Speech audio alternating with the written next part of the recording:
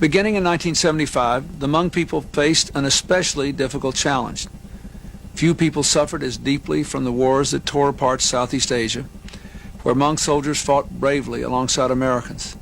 Few people faced a more difficult journey than the one that brought you to our shores. The passage to America was arduous, as was the passage to full membership in a society very different from Laos.